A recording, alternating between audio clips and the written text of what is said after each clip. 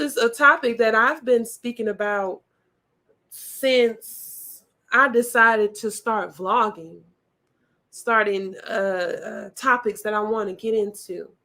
And that is the pushback, the disconnect, the randomness of the negativity from the diaspora. And I always speak about different things within the diaspora. I'm speaking to y'all. Everybody else, please, if you're here, please sit down, listen, tune in. But I'm talking to everybody, but y'all, my melanated brothers and sisters, we got some things going on in-house that we all really have to fix, because it's looking a mess. Okay, look, I got my own things I got to work on. We all gonna say that's step one, and that's acceptance, that's acknowledgement, that's where we at. But there is a blatant misunderstanding that's going on throughout. When I speak on my spiritual awakening videos and I talk about the things that happened, the meetings that I was at, that's why I always talk about it. It's burnt here in my head. This is my Papa Legba said, hey video. This is my, like I say, spiritual awakening video. There was a meeting that I was going to, and I'm just start off with this. We're going to get back to Akon. We're going to get back to you, Convict Music. We're going to get back to you selling out to China, all right? New colonizers. But I just want to talk about this story real quick, because that's part of the things that started off my spiritual awakening. This is when things like this happen. There was a meeting that I was going to. Shout out to the Gregory School library in 3rd Ward, and I was a part of a panel. And this is what we had to talk about. Room full of melanated peoples. We had people from the United States, African Americans. There were people from the motherland, mostly West African.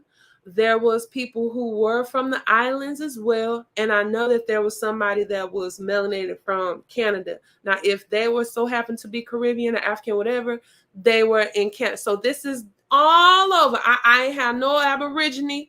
We ain't have nobody from Australia. I could be lying, but I think it was somebody from South America. Okay, we had everybody. And the main discussion, the thing that we talked about, y'all, these random different people just coming together, having conversation. What is it? What is it that's stopping us from seeing each other properly? Why is there this headbutt between the communities? Why is it that we have negative stereotypes about each other? Not all of us, baby, not all of us. Some of us. And we all came down to the one conclusion. We all talked about this is all of us had this to say. Because by this time, a lot of things were shown to me. It was the media. That's why I had my What's Going On, them 3-part series, Attack on Black. When I talk about media, we don't just talk about TV and movie and music, because that's one of the main ones. But there's also literature, there's art. Like I say, there's movies as well. There's books. There's what you learn. I did not learn, and I speak on this with my Amada Negra, learn about our people in Dominican Republic. I got y'all on my list, Dominican Republic. We gonna get into y'all. I didn't even know about melanated people speaking Spanish until I got in about the 6th, 7th grade. I said, where is this place? I ain't never seen that before. But you learn. You learn. You teach yourself. You have classmates that don't. That's why I love seeing us. And before any of y'all get onto my page and think that I am feeding into this stupid diaspora where I don't see nobody on no hierarchy from the other. I really don't. And it's usually, I'm going to tell y'all this, there's not a whole lot of for real pushback from the African Americans. We more so been fans and encouraged by the Marcus Garvey mind frame of thought, Pan-Africanism. I mean, y'all talk about Brother Umar, Dr. Umar, but he does speak a lot of facts, and there's a lot of truths within it. We really have been rooting for being connected, because we get talked about so much about not having culture. And I had to learn this a long time ago. I was one of the only African Americans who said, we ain't got no culture.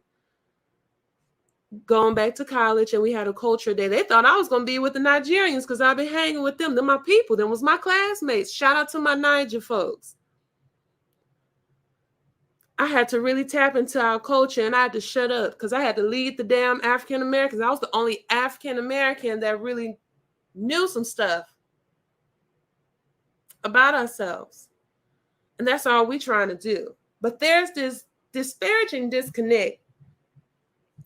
And it really is a shame, especially, I mean, my people who are, I hate to just say the ADOS, African descendants of slaves. I don't just all say that because part of us are indigenous as well. Part of us have not been enslaved. Part of us been here for a very long time. Part of me got brought here. Part of me been here. Okay? And that's with a whole bunch of us. So I'm going to just say ones that's just been here. This is our identity. Babe, keep tapping in to yourself and your roots. Please don't ever feel disparaged if somebody asks you where you from. I have very interesting conversations with my brothers and sisters who they always ask me where I'm from. I start saying outer space. I'm from here. Because if I say I'm from here, they be like, where you from? You know, where you from? We gonna look into every little stop and island, but so far we are from here. As far as I can go is Louisiana and Alabama. From here, we gonna get a little further back. You have culture. We all have culture. We should all learn about each other. We should all learn about different topics that are going on within different communities. Okay, so go back to Akon. All right, Akon and Young Jeezy. Better take it easy. Brother,